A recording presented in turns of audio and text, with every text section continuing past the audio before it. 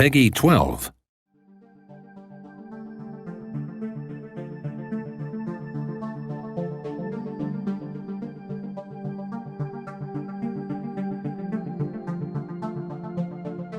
People have asked us to make a space game for many years now.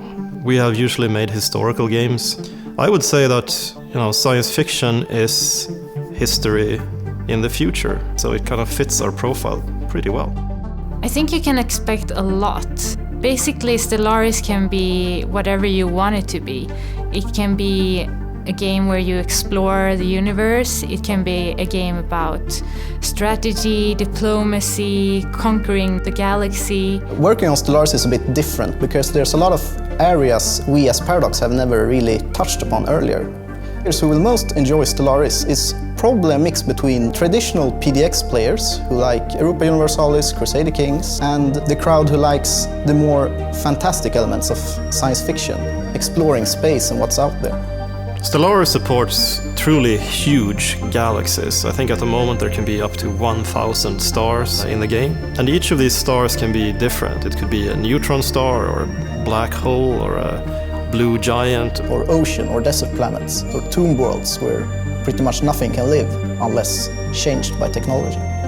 Now the cool thing about this is that in certain types of solar systems you might find certain rare resources that are not available in other places. Stellaris is a game split into three very distinct phases, I would say. The first phase is all about exploration, and in the second phase you start to establish contacts with different weird aliens and races. The diplomacy becomes more and more important. So you can choose to be either pacifist and try to create alliances, or you can try to just dominate the galaxy and try to conquer as much as possible.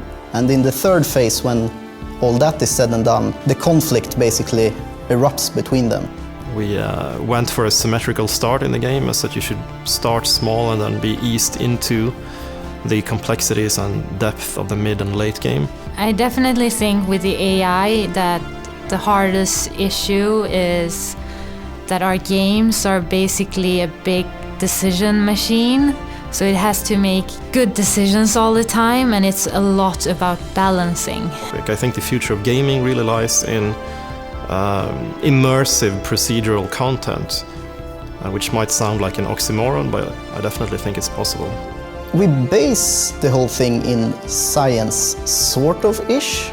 Like I read a bunch of books by Hawking on astrophysics and astronomy, because it's always useful to have an anchor that's realistic. But I think most of us on the team have read enough science fiction and watched enough science fiction movies and read enough books that we kind of knew what is expected of a game like this.